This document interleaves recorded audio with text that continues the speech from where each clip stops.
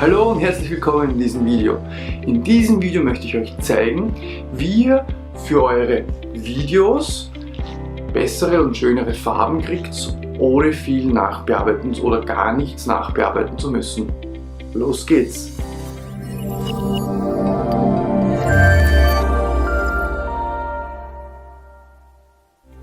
So, was ist denn eigentlich der Schmäh?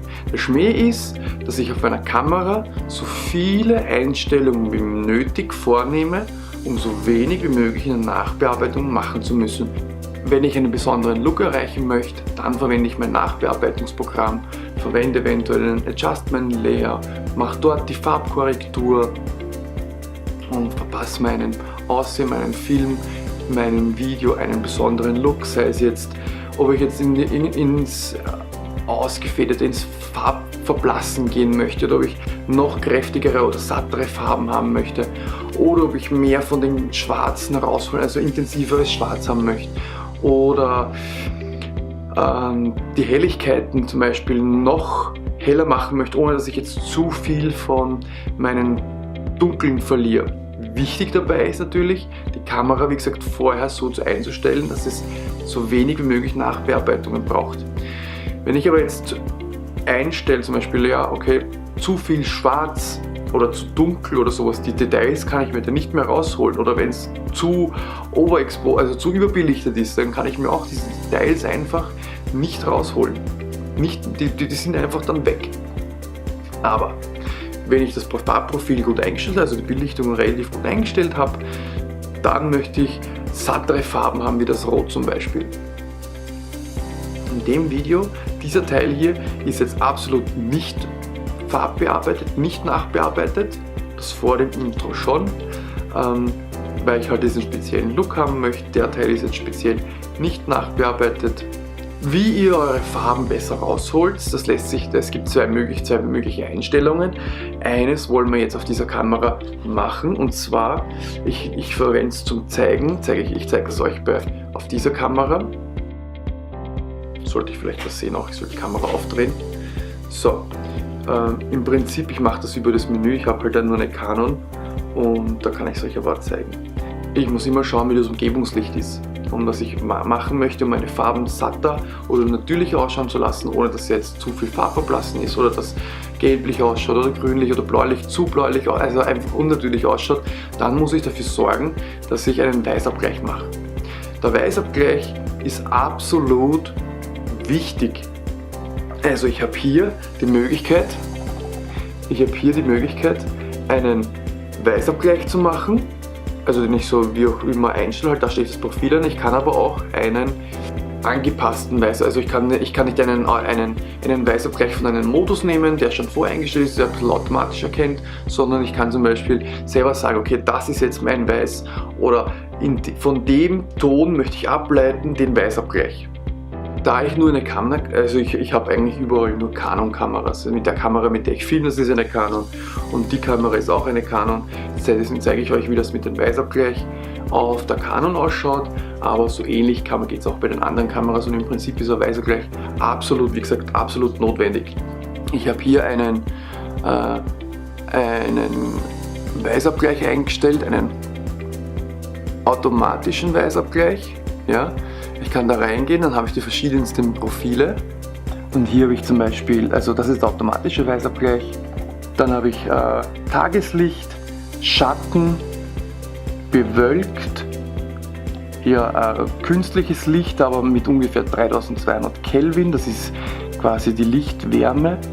Dann habe ich fluoreszierendes Licht wie Leuchtstofflampen oder sowas, die haben ungefähr 4000, wobei man sagen kann, dass das natürliches Licht eben 5200, dann wird es immer kälter, ein Schatten hat 7000 Kelvin, 6000, dann wird es immer kälter, dann gibt es den Blitz, und das ist zum Beispiel Custom, und ich habe jetzt in dem Fall auf der Kamera, kann ich auch direkt die Kelvin einstellen. Wenn ich da draufklicke, kann ich da zum Beispiel noch die Werte ändern, ja, und das ist halt Auto White Balance.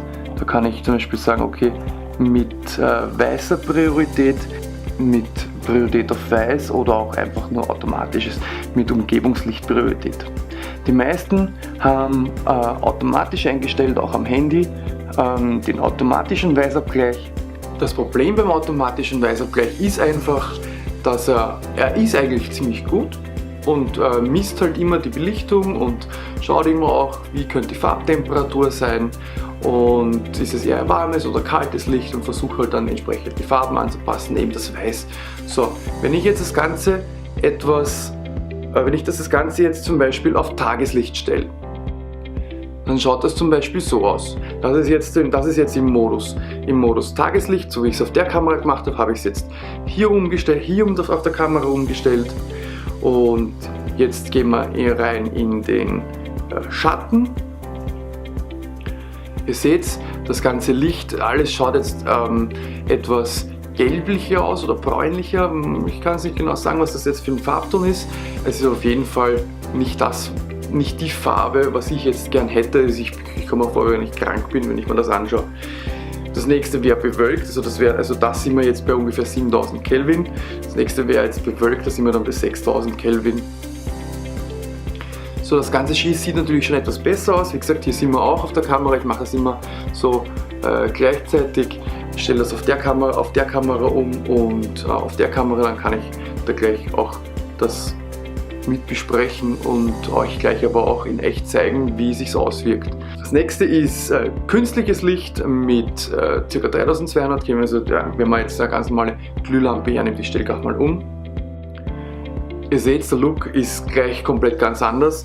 Das sieht man halt, wenn man hergeht zum Beispiel vom Cloudy, also bewölkt, hat 6000 Kelvin und das Glühlampenlicht, ja, es ist bei 3200 Kelvin. Das ist natürlich der volle Unterschied, ja, und deswegen schaut das Ganze so etwas bläulich aus und hat natürlich auch einen eigenen Look, aber macht halt mit Schwarz auch jetzt nicht gerade besser. Und das Rot ist nicht mehr ganz so rot auf dem Shirt, wie ich es gern hätte. Es ist halt eher ein bisschen, ich meine, man sieht, dass es noch rot ist, aber es macht mich irgendwie ganz blass. Und das nächste ist dann weißes, fluoreszierendes Licht, also wenn man jetzt zum Beispiel von einem Leuchtstoff hergeht oder sowas.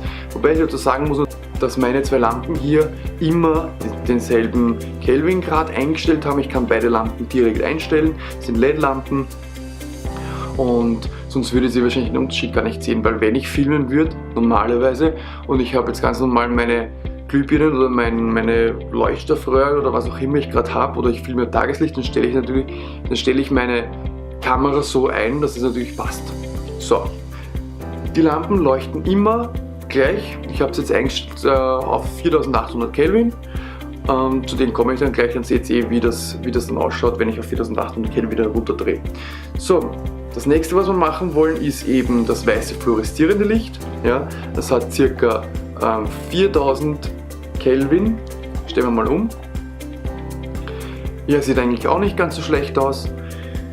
Das nächste ist Blitz, da stellt man nichts ein. Dann haben wir Custom, das zeige ich euch dann, wie man das macht.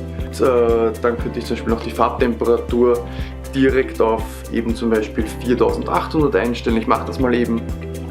Da ich sonst überhaupt keine anderen Lichtquellen habe, außer meine beiden LED-Lampen, und beide Lampen sind auf 4800 Kelvin eingestellt. Ich weiß nicht, vielleicht sollte ich es mal mit einem anderen Wert probieren, vielleicht 5500 oder sowas, was eher dem Tageslicht gleich kommen wird.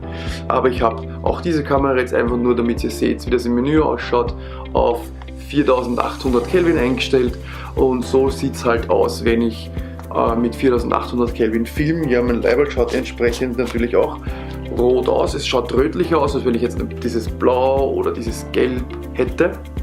Ja, und wie man einen manuellen Weißabgleich macht, ohne jetzt, dass ich genau den Wert weiß, das möchte ich euch jetzt zeigen. Und zwar gibt es dafür ein kleines Hilfsmittel. Es gibt sogenannte Weißabgleichkarten oder Graukarten, kann man auch verwenden. Wenn sowas nicht zur Hand ist, kann ich auch eine weiße Wand nehmen oder irgendwas, was nicht jetzt gerade so klein ist, sondern etwas größer und wo ich sage, okay, das ist weiß.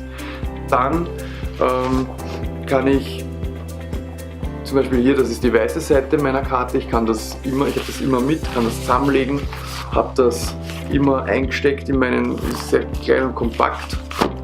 Und auf der Rückseite ist die Graukarte. Ich mag die Graukarte lieber, weil ja, Weiß kann auch nicht immer ganz weiß sein, kommt auf die Lichtverhältnisse an, dann kann es ein bisschen schneeweiß oder dirty weiß wirken. Das Grau wirkt meistens eher immer wie ein Grau. Also jeder hat so seine Präferenzen, ich benutze gern das. Wie funktioniert der manuelle Weißabgleich jetzt eigentlich? Zuerst nehmen wir die Kamera, dann drehen wir die Kamera auf und gehen in den Fotografiemodus. Als nächstes gehe ich her, halte die Graukarte so hin, da halte ich es vor die Kamera, stelle scharf, schieße ein Foto. Das nächste, was ich mache, ist, ich gehe ins Menü, ja, gehe auf Custom White Balance, dann fragt er mich, welches Bild möchte ich verwenden, um den manuellen Weißabgleich zu machen. Na gut, das ist mein letztes Bild, das nimmt er. Und was ich mache ist, ich klicke einfach hier nur auf Bestätigen, auf Set. Dann fragt er mich, use White Balance Data from this image for Custom White Balance. Genau, das heißt, ob ich von diesem Bild die Weißabgleich-Daten verwenden möchte, um mein benutzerdefiniertes Weißabgleich zu setzen. Sage ich einfach ja, okay, gut. Dann sagt er gesetzt zum Custom-Modus und das einzige, was ich dann noch machen muss, ist, ich gehe auf White Balance und gehe hier auf den Custom-Modus, klicke drauf und das ist schon fertig. Im Prinzip kann ich das jetzt, diese Einstellung, diese Custom-Einstellung fürs Videofilmen oder fürs Fotografieren verwenden. Meine Farben schauen etwas natürlicher aus. Ich habe ein schwärzeres Schwarz, also es ist nicht blau, es ist nicht grau. Und das andere ist halt alles beleuchtungstechnisch die Sache.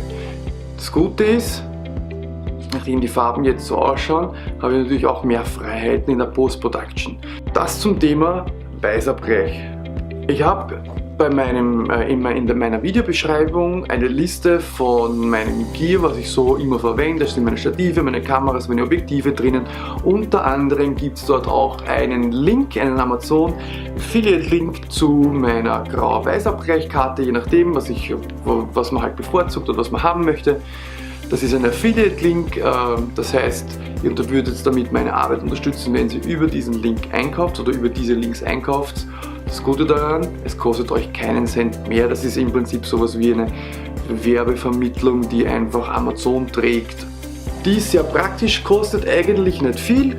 Man kann sie immer dabei haben, ist sie nicht zur Hand, verwende ich einfach eine graue, eine weiße Wand.